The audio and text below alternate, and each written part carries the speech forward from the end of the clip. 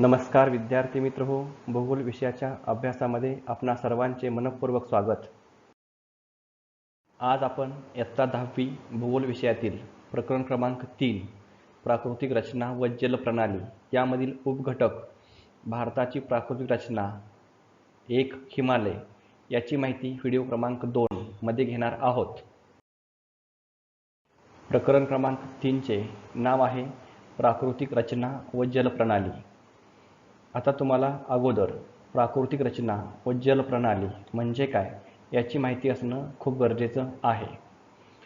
आता बघा, प्राकृतिक रचनेचा अर्थ ज्यावेळेस आपण निसर्गाच्या परिसरामध्ये फिरत असतो त्यावेळेस सर्वत्र सपाट भूप्रदेश हा आढळून येत नाही। काही ठिकाणी डोंगररांगा असतात, काही ठिकाणी उंच पर्वतरांगा असतात, काही ठिकाणी पठारी प्रदेश असतो, काही ठिकाणी दऱ्या असतात, काही ठिकाणी नद्या असतात। म्हणजे अशा पद्धतीनं ह्या भूपृष्ठाची रचना ही नैसर्गिकरित्या वेगवेगळ्या प्रकारे झालेली आहे। मग प्राकृतिक रचनेमध्ये निसर्गतः या भूपृष्ठावरती कोणकोणत्या रचना म्हणजेच कोणकोणती भूरूपे निर्माण झालेली आहेत यांची माहिती प्राकृतिक रचनेमध्ये अभ्यासली जाते। तर आपल्याला या प्रकरणामध्ये भारत व ब्राझील यांची नैसर्गिक प्राकृतिक रचना कशी आहे याचा अभ्यास करावयाचा आहे। त्याचबरोबर बघा, दुसरा एक मुद्दा आहे जलप्रणाली। यामध्ये नद्या, त्या नद्यांच्या उपनद्या, त्या नद्यांनी केलेलं गाळाचं संचयन, त्यामुळे झालेली मैदाने यांची माहिती आपल्याला जलप्रणालीमध्ये भारत व ब्राझील ह्या दोन देशांची बघायची आहे। तर आता बघा, प्रकरण क्रमांक 3 तुमच्या पुस्तकामध्ये पान नंबर 14 वरती दिलेलं आहे आणि त्याच्यावरती सुरुवातीलाच भारत प्राकृतिक म्हणून नकाशा दिलेला आहे आणि त्याखाली तुम्हाला वेगवेगळ्या प्रकारचे प्रश्न दिलेले आहेत। आता ते जे प्रश्न आहेत ते प्रश्न तुम्हाला सोडवायचे आहेत। आता हे प्रश्न देण्यापाठीमागचा मुख्य उद्देश काय आहे बघा, तुम्हाला बोर्ड परीक्षेमध्ये 4 गुणांसाठी नकाशा वाचन हा प्रश्न आहे। म्हणजे अशाच प्रकारचा नकाशा दिला जाईल, त्याखाली प्रश्न दिले जातील, तुम्ही नकाशामधील उत्तरे शोधायची आणि प्रश्नांची उत्तरं लिहायची। म्हणजे तुमचं नकाशा वाचन हे कौशल्य यामुळे विकसित होते। तर आता तुम्हाला स्क्रीनवरती भारताची प्राकृतिक रचना असलेला नकाशा आहे आणि त्याखाली दिलेले प्रश्न आहेत। आता या ठिकाणी तुम्हाला स्पष्टपणे नकाशा दिसणार नाही, तुम्ही हा नकाशा तुमच्या पुस्तकात जरी बघितला तरी चालेल। आता बघा, पहिल्यांदा नकाशामध्ये ज्या बाबी दाखवल्या आहेत ते तुम्हाला माहिती असणं गरजेचं आहे। नकाशामध्ये बघा, नाव आहे भारत प्राकृतिक। प्राकृतिक म्हणजे नैसर्गिक। भारत प्राकृतिक नकाशा म्हणजे निसर्गतः पठारे, पर्वते, नद्या, मैदाने यांची निर्मिती झालेली असते आणि तेच फक्त भाग हे प्राकृतिक नकाशामध्ये दाखवले जातात। दुसरा असतो मानवी नकाशा।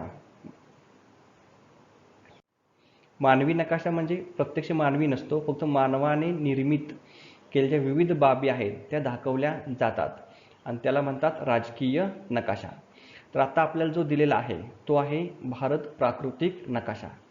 आता यामध्ये बघा, या ठिकाणी तुम्हाला उंचीचे प्रमाण दिलेलं आहे, त्यासाठी वेगवेगळ्या प्रकारचे रंग वापरलेत आणि दुसऱ्या बाजूला तुम्हाला आकडे दिलेत। सर्वात खाली जो हिरवा रंग आहे पुस्तकात बघा तुम्हाला व्यवस्थित दिसेल, 0 समुद्र सपाटी असं म्हटलेलं आहे। त्याच्यावर 150, परत 200, 600, 1000, 1050, 3000, 4050, 6000, 8000 मीटर उंचीचे प्रमाण असं म्हटलेलं आहे। म्हणजे हे जसे रंग वर वर वर जातात त्या पद्धतीनं उंचीचे प्रमाण हे वाढवलेले आहे। म्हणजे नकाशामध्ये तुम्हाला जे वेगवेगळे रंग दिसतात त्या रंगांचा अर्थ काय आहे, तर त्यांची उंची आहे। जर तुम्हाला हिरवा रंग असेल तर त्या ठिकाणची उंची ही जवळपास 150 मीटरपर्यंत उंची आहे। त्यानंतर पुढचे जे रंग आहेत त्या पद्धतीनं उंची वाढत जाते। शेवटचा जो जास्त गडद तांबडा रंग आहे तो जास्त उंचीचा भूभाग दर्शवितो। अशा पद्धतीनं या ठिकाणी उंची ही आपल्याला रंगाने दाखवलेली दिसून येते। तर आता आपण एक एक प्रश्न बघूया। तुम्ही अगोदर हे प्रश्न सोडवायचे आहेत आणि नंतरच तुम्ही याचे उत्तर बघायचे आहेत। तर आता बघा, पहिला प्रश्न आहे भारतातील 6,000 मीटरपेक्षा जास्त उंची असलेला भाग कोणत्या दिशेस आहे? आता इथं रंग बघायचा की 6,000 मीटरसाठी कोणता रंग आहे. तर या ठिकाणी जो तांबडा रंग आहे तो तांबडा रंग आपल्याला 6,000 मीटर उंचीसाठी दिसतो. मग नकाशामध्ये तो कुठं आहे तो शोधायचा आणि त्याचं उत्तर लिहायचं. आता उत्तर कसं आहे बघा, उत्तर व ईशान्य दिशेस, म्हणजे भारताची ही उत्तर दिशा आहे, या ठिकाणी हा रंग आहे, आणि इकडची दिशा आहे ईशान्य, या ठिकाणी सुद्धा हा रंग वापरलेला आहे. तुम्हाला मुख्य 4 दिशा आणि त्या उप 4 दिशा ह्या माहिती असणं खूप गरजेचं आहे. भूगोलाचा ज्यावेळेस आपण अभ्यास करतो त्यावेळेस दिशांना खूप महत्त्व असतं. दिशानुसार माहिती सांगितली जाते. आपण पाठीमागच्या व्हिडिओमध्ये तुम्हाला दिशा सांगितलेल्या आहेत, तरीसुद्धा अजून एकदा सांगतो. या ठिकाणी पूर्व दिशा आहे, इकडं पश्चिम आहे, खाली दक्षिण आहे, वर उत्तर आहे, या कोपऱ्यात बघा आग्नेय आहे, या कोपऱ्यामध्ये वायव्य आहे, या कोपऱ्यामध्ये नैऋत्य दिशा आणि या कोपऱ्यामध्ये ईशान्य दिशा. अशा पद्धतीने ह्या 4 मुख्य दिशा आणि 4 उपदिशा आहेत. तर पहिल्या प्रश्नाचं आपलं उत्तर काय आहे? 6,000 मीटरपेक्षा जास्त उंची असलेला भाग हा उत्तर व ईशान्य दिशेस आढळून येतो. त्यानंतर बघा, द्वीपकल्पावरील दक्षिण वाहिनी नदी शोधा, ती कोणत्या नदीच्या खोऱ्यात येते? या ठिकाणी 2 प्रश्न विचारले आहेत. द्वीपकल्पावरील दक्षिण वाहिनी नदी शोधा. आता द्वीपकल्प म्हणजे काय? तुम्हाला द्वीपकल्पाची व्याख्या माहिती असेल. तर ज्या भूभागाच्या तिन्ही बाजूनी पाणी असते त्या भूभागास द्वीपकल्प म्हणतात. मग आता इथून बघा, हा पूर्ण निळा भाग जो दिसतो तो पाण्याचा आहे. मग भारताच्या ह्या पूर्व बाजूस, खाली दक्षिण बाजूस आणि इकडे पश्चिमेस तिन्ही बाजूनी पाणी आहे. मग जिथून हे समुद्र चालू होतात, ह्या जो भूभाग आहे इथंपर्यंत, ह्यास भारताचा द्वीपकल्प असे म्हटले जाते. मग यावरील आपल्याला दक्षिण वाहिनी नदी शोधा म्हटलेला आहे आणि ती कोणत्या नदी खोऱ्यात येते. मग दक्षिणेकडे तोंड करून असणारी नदी आपल्याला शोधायची आहे. तर इथे तुम्हाला स्पष्ट दिसतं का बघा, या ठिकाणी तुम्हाला एक नदी ही दक्षिणेकडे वाहत असलेली दिसते. तिचं नाव तुम्हाला इथे दिलेलं नाही, पण त्या नदीचं नाव आहे प्राणहिता नदी आणि ती प्रामुख्याने गोदावरी खोऱ्यात येते. बघा उत्तर काय आहे? दक्षिण वाहिनी नदी कोणती आहे? प्राणहिता नदी आहे आणि ती प्रामुख्याने गोदावरी खोऱ्यामध्ये येते. आता पुढचा प्रश्न बघा, गडद हिरव्या रंगाने दाखवलेला उत्तरेकडील भूमीचा उतार कोणत्या दिशेस आहे?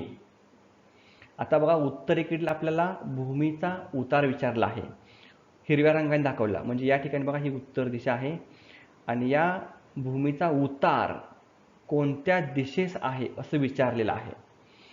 आता याचं उत्तर कसं शोधायचं बघा, या ठिकाणी आपला उतार तरी दिसत नाही. मग या ठिकाणी जे जलप्रणाली असतात म्हणजे नद्या असतात, त्या नद्या कोणत्या दिशेस वाहतात हे बघायचं. पाणी प्रामुख्याने उताराला अनुसरून वाहते. या ठिकाणची जी गंगा नदी आहे ती गंगा नदी अशी हिमालयात उगम पावून अशी पूर्वेकडे वाहत जाते. म्हणजेच गडद हिरव्या रंगाने दाखवला उत्तरेकडील भूमीचा उतार हा सर्वसाधारणपणे पूर्व दिशेस आहे. या पूर्व दिशेस उतार असलेला दिसून येतो. परत पुढचा आहे प्रश्न, अरवली पर्वत ते छोटा नागपूर पठारा दरम्यान असलेल्या पठारांची यादी करा. आता आपल्याला अगोदर यामध्ये अरवली पर्वत कुठं आहे तो शोधावा लागेल, छोटा नागपूर पठार कुठं आहे ते शोधावे लागेल. तर आता बघा, या ठिकाणी तुम्हाला अरवली पर्वत दिसेल आणि या ठिकाणी छोटा नागपूरचे पठार आहे. याच्यामध्ये एकूण 4 पठारे आहेत. या ठिकाणी क्रमाने तुम्हाला त्यांची नावं दिसतील. त्यामध्ये मेवाड पठार आहे, माळवा पठार आहे, बुंदेलखंड पठार आहे आणि बागेलखंड पठार आहे. अशा पद्धतीने क्रमाने अरवली पर्वताकडून छोट्या नागपूरच्या पठाराकडे ही क्रमाने 4 पठारे आढळून येतात. पुढचे प्रश्न बघा कोणकोणते आहेत ते. त्यामध्ये पहिला जो प्रश्न आहे, पूर्व घाटातील शिखराचे नाव सांगा. आता पूर्व घाट कोणता हे माहिती पाहिजे. आता या ठिकाणचा हा जो घाट आहे तो पूर्व घाट आहे आणि या ठिकाणी 2 शिखरं दिलेली आहेत, त्यांची नावं आपल्याला शोधायची आहेत. तर ही जी नावं आहेत त्यामध्ये महेंद्रगिरी आणि मलयगिरी शिखरे आहेत. बघा या ठिकाणी आहेत, तुम्हाला इथं स्क्रीनवर स्पष्ट दिसणार नाही, तुमच्या पुस्तकामध्ये दिसतं. मग नाव आहेत काय, महेंद्रगिरी आणि मलयगिरी. यांची उंची सुद्धा या ठिकाणी छोट्याशा अक्षरामध्ये दिलेली आहे, ती सुद्धा तुम्ही उंची या ठिकाणी लिहू शकता. दुसरा प्रश्न काय आहे बघा, ब्रह्मपुत्रेच्या सखल मैदानी प्रदेशाची सीमा कोणत्या पर्वतीय भागाने अंकित आहे? अगोदर तुम्हाला ब्रह्मपुत्राची हा जो मैदानी सखल प्रदेश आहे तो शोधावा लागेल.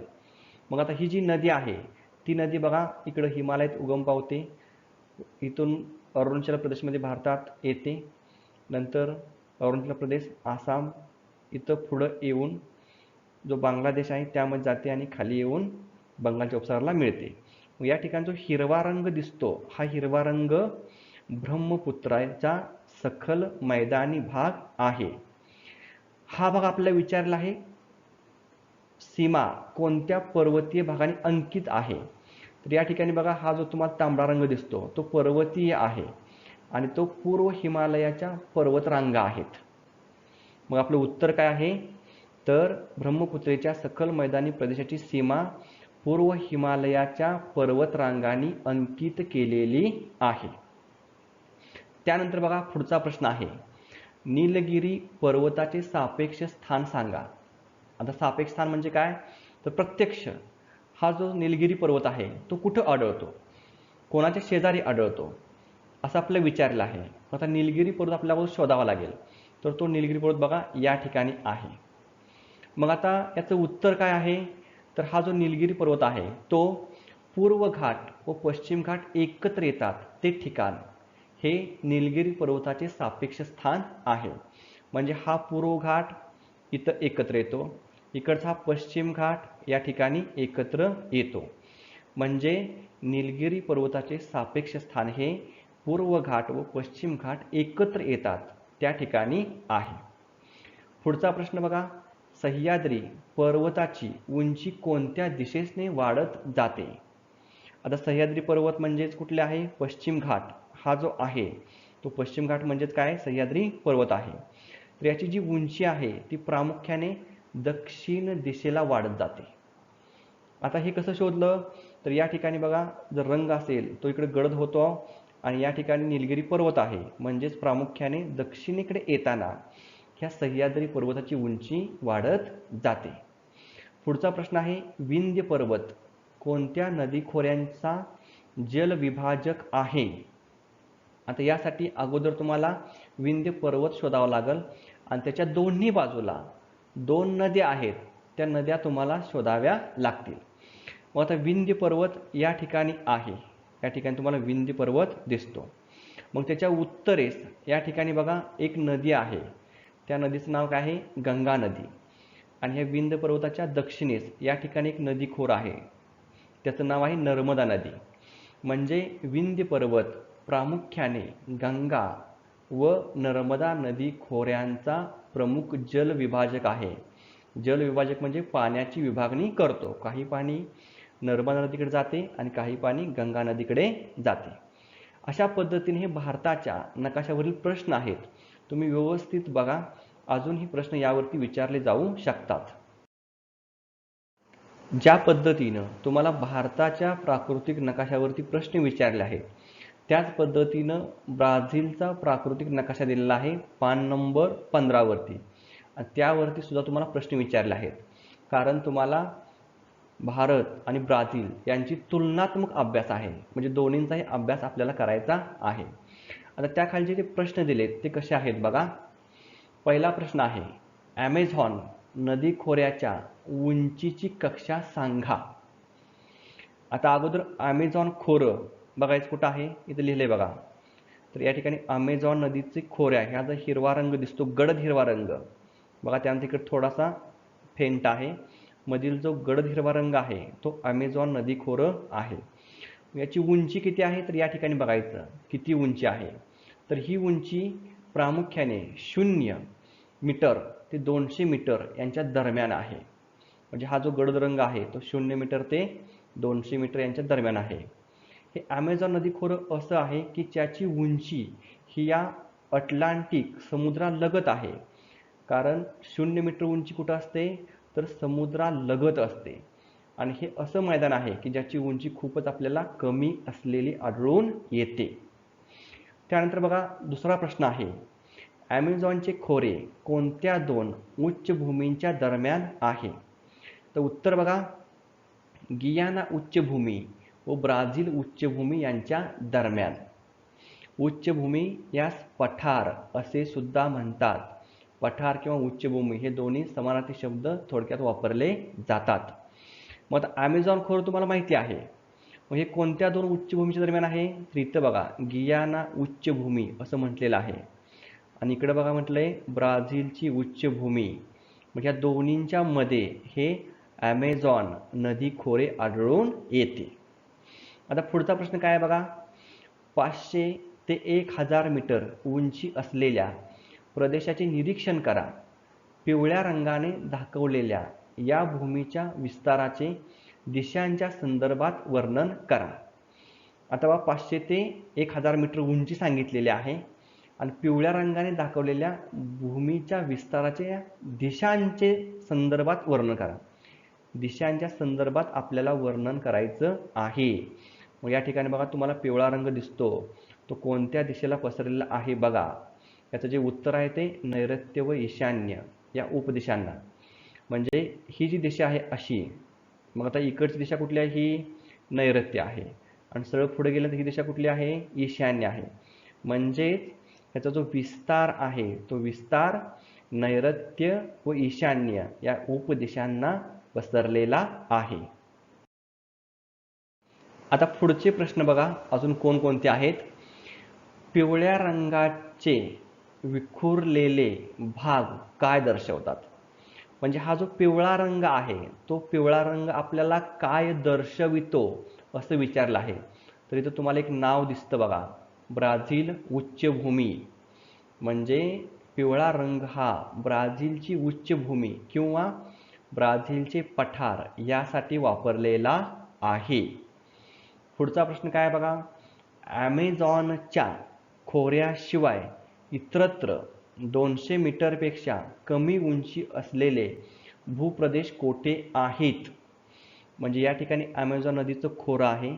अशाच पद्धतीनं तुम्हाला गडद रंग हा कोणकोणत्या ठिकाणी दिसतो असं विचारलेलं आहे. आता याचं उत्तर काय बघा, या ठिकाणी आहे, या ठिकाणी थोडासा आढळतो आणि या ठिकाणी थोडासा आढळतो.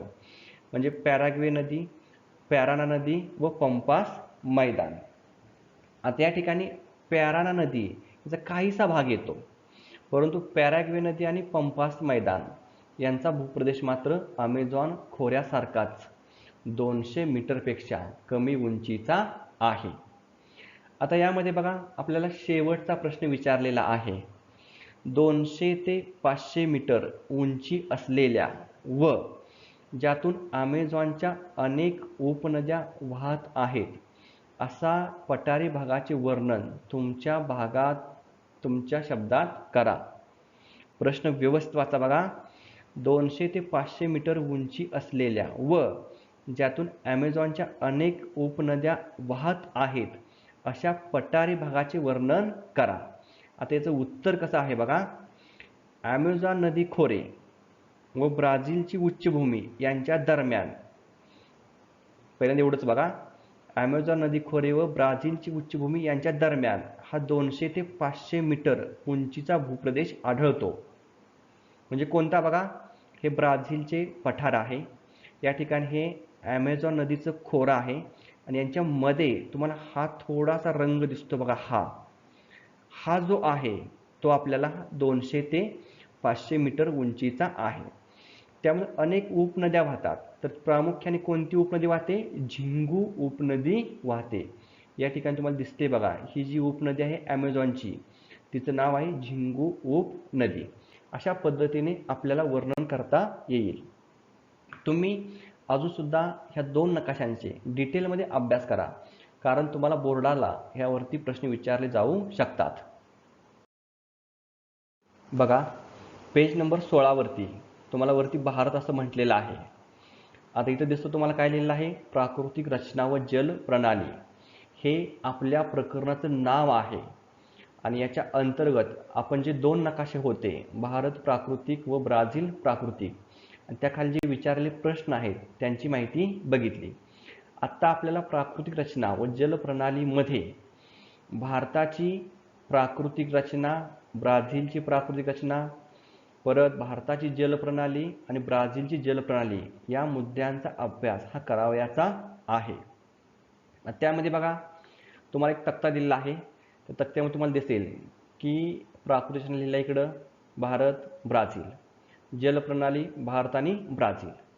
म्हणजे पूर्ण प्रकरणाचा सारांश तुम्हाला ह्या तक्त्यामध्ये दिलेला आहे. आता जो तुम्हाला तक्ता पुढे येईल तो तुम्ही पूर्ण पाठ करायचा, कारण ह्या तक्त्यावर आधारितच तुमचं संपूर्ण प्रकरण आहे.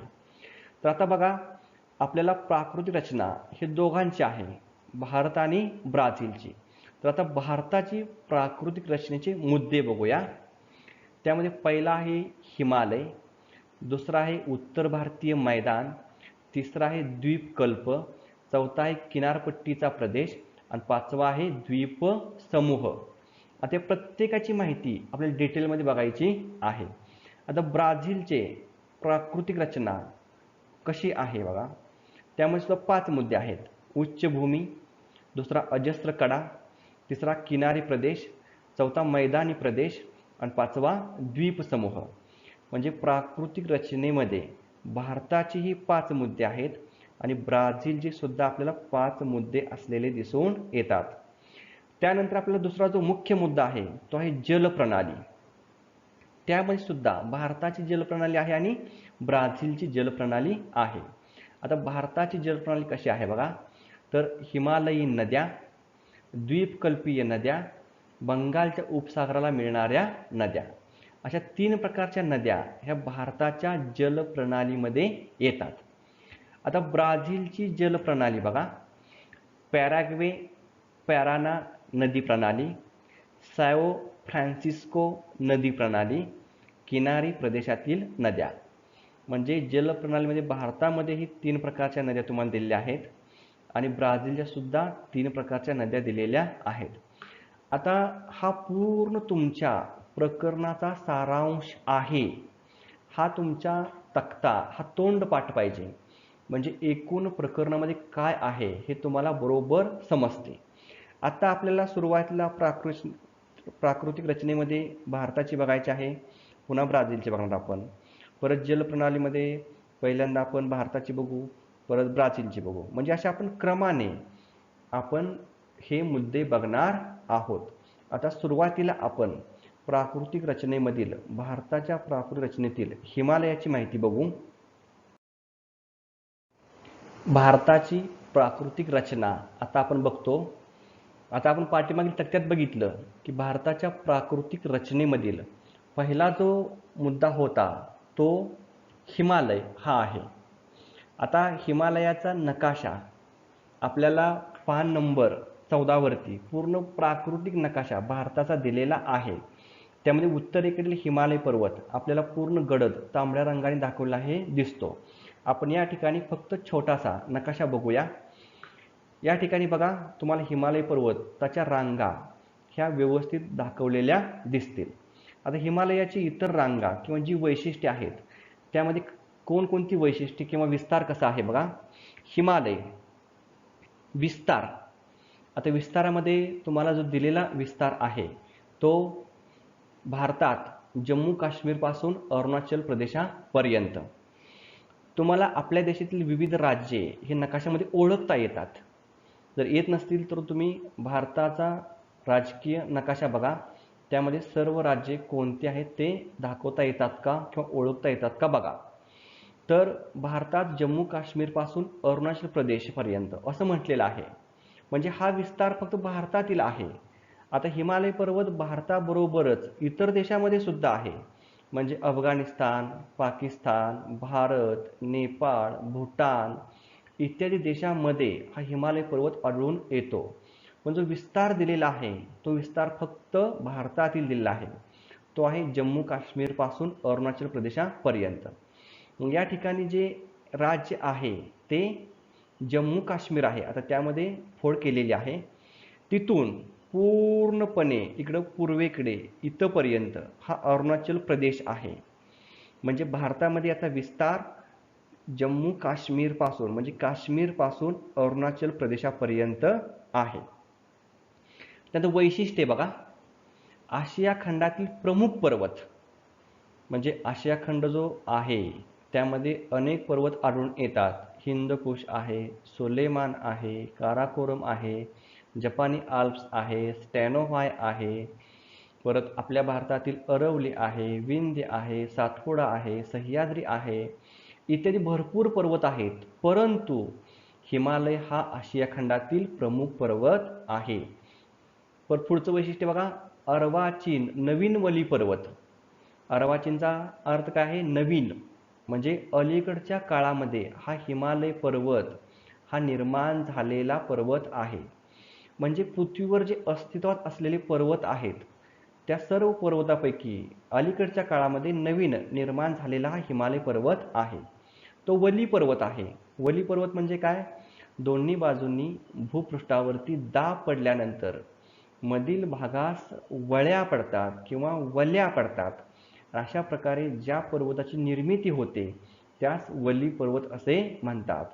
मग हिमालय पर्वताची निर्मिती हा जो खालील भारताचा द्वीपकल्पीय भाग आहे याचा दाब पडून या ठिकाणी वळ्या पडलेल्या आहेत आणि या हिमालय पर्वताची निर्मिती झालेली आहे. पुढचं वैशिष्ट्य आहे, सर्वात उंच पर्वत शिखरे या पर्वतावरती आढळून येतात. म्हणजे जगामध्ये एवढी उंच शिखरे कोणत्याही पर्वतावर आढळून येत नाहीत. जवळपास 8,000 मीटर उंचीपेक्षा जास्त उंची असलेली अनेक शिखरे ही या हिमालय पर्वतावरती आहेत. जगातील सर्वाधिक उंचीचे शिखर कोणते? तुम्हाला माहिती असेल, माउंट एव्हरेस्ट हे हिमालय पर्वतामध्येच आढळून येते. ते नेपाळ या देशामध्ये आहे. ते या ठिकाणी दाखवलेलं आहे बघा. या ठिकाणी नेपाळ देश आहे त्यामध्ये हे माउंट एव्हरेस्ट आहे. त्याचबरोबर कांचनगंगा आहे. त्याचबरोबर भारतातील सर्वाधिक उंचीचे K2 हे शिखर आहे. म्हणजे अशा पद्धतीनं जास्त उंचीची शिखरे ही हिमालय पर्वतावरती आढळून येतात. त्यानंतर बघा, रांगा हिमालयाच्या कोणकोणत्या रांगा आहेत? तर शिवालिककडून पुढे लघु हिमालय, बृहत हिमालय, त्यास हिमाद्री म्हणतात, व हिमालया पलीकडील रांगा. आता बघा नकाशामध्ये पहिली रांग दिली तुम्हाला शिवालिक, ही या ठिकाणी दिसते बघा. अशी पूर्ण रांग ही इथपर्यंत आहे. परत त्याच्या पुढे लघु हिमालय म्हटलेलं आहे. इथं म्हटले बघा लघु हिमालय. बघा इकडं ही थोडी डॉट डॉट दिसते. इथून पुढे गेल्यानंतर ही जी आहे ती कुठली आहे? लघु हिमालय. परत काय म्हटलंय? बृहत हिमालय किंवा हिमाद्री. बघा इथं म्हटलेलं आहे बृहत हिमालय, त्यास हिमाद्री सुद्धा म्हणतात. ती जी रांग आहे ती अशा पद्धतीनं पूर्ण रांग आहे आणि याच रांगेवरती जास्तीत जास्त उंच शिखरे आढळून येतात. आणि पुढे काय म्हटले? हिमालया पलीकडील रांगा. म्हणजे कशाच्या? बृहत हिमालयाच्या पलीकडे सुद्धा या ठिकाणी रांगा आहेत. त्यांचा सुद्धा समावेश हा हिमालयामध्ये केला जातो. म्हणजे क्रमाने रांगा कशा आहेत बघा. पहिली शिवालिक रांग, 2 नंबरला लघु हिमालय, 3 नंबरला बृहत हिमालय आणि 4 नंबरला हिमालयाच्या पलीकडील रांगा. अशा पद्धतीने रांगा हिमालय पर्वतामध्ये आढळून येतात. त्यानंतर दिलेत विभाग किंवा भाग. त्यामध्ये एकूण 3 भाग आहेत. पश्चिम हिमालय किंवा काश्मीर हिमालय, दुसरा मध्य हिमालय किंवा कुमाऊ हिमालय आणि तिसरा पूर्व हिमालय. म्हणजे दिशानुसार हे हिमालयाचे 3 भाग पाडलेले आहेत. आता हिमालयाचा विचार करता याची पश्चिम दिशा कोणती आहे? तर इकडची आहे. म्हणून हा जो हिमालय आहे त्यास पश्चिम हिमालय आणि या ठिकाणी राज्य आढळते जम्मू काश्मीर, म्हणून त्यास काश्मीर हिमालय सुद्धा म्हटले जाते. पण दुसरा आहे मध्य हिमालय किंवा कुमाऊ हिमालय. तर या ठिकाणी बघा इथून इथपर्यंत हा जो आहे तो मध्य हिमालय आहे. आणि पुढे तिसरा प्रकार आहे पूर्व हिमालय. तो बघा इकडचा जो आहे इथं तुटक झालेला आहे आणि इथून जो दाखवला इथं भूटान हा देश आहे म्हणून दाखवलेला नाही. इथं जो हा आहे तो पूर्व हिमालय आहे. अशा पद्धतीनं इकडचा हा पहिला पश्चिम हिमालय, इथून हा मध्य हिमालय आणि इकडचा हा पूर्व हिमालय. अशा पद्धतीने 3 भाग हे हिमालय पर्वताचे आढळून येतात. आता आपण फक्त प्राकृतिक रचनेमधील हिमालय फक्त बघितला. आपल्याला पुढे अजून बरेच याचे भाग बघायचे आहेत. हे जे प्रकरण आहे ते खूप मोठं प्रकरण आहे. आपण प्रत्येक मुद्द्याची व्यवस्थित माहिती बघणार आहोत.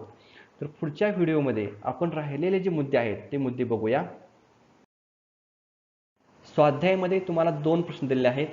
ते प्रश्न तुम्ही सोडवा. हे स्वाध्यायाचे प्रश्न तुम्हाला फक्त प्राकृतिक रचनेवरती म्हणजे हिमालयावरतीच फक्त दिलेले आहेत.